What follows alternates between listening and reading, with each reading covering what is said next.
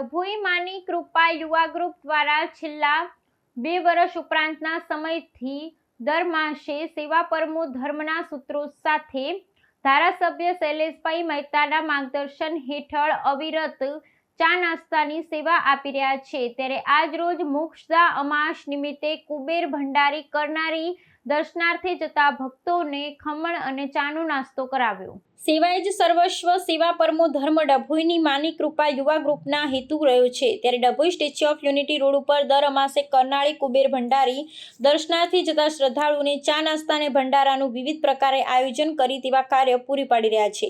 ધારાસભ્ય શૈલેષભાઈ મહેતાના માર્ગદર્શન હેઠળ જૂની માંગરોળ ગામના સંજયભાઈ ઠાકોર, સિદ્ધપુરના પ્રિતેશભાઈ ઠાકોર, જિગ્નેશભાઈ ઠાકોર, જગાભાઈ રોહિત સહિત યુવકોની ટીમ અવિરત છેલ્લા 2 વર્ષથી અમાસના દિવસે શ્રદ્ધાળુઓને ચા નાસ્તો કરાવી અનોખું સેવા કાર્ય કરી રહ્યા છે। આજે મોક્ષદા અમાસને લઈ વિશેષ આયોજન કરવામાં આવ્યું હતું।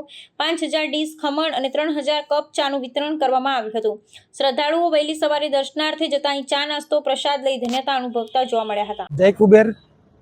આજ રોજ માની કૃપા યુવક મંડળ ગ્રુપ દ્વારા ધારાસભ્ય શૈલેષ મહેતા સોટા સાહેબના માર્ગદર્શન હેઠળ છેલ્લા 24 મહિનાથી આ અમે ભંડારાનું આયોજન કરીએ છીએ અને આજ રોજ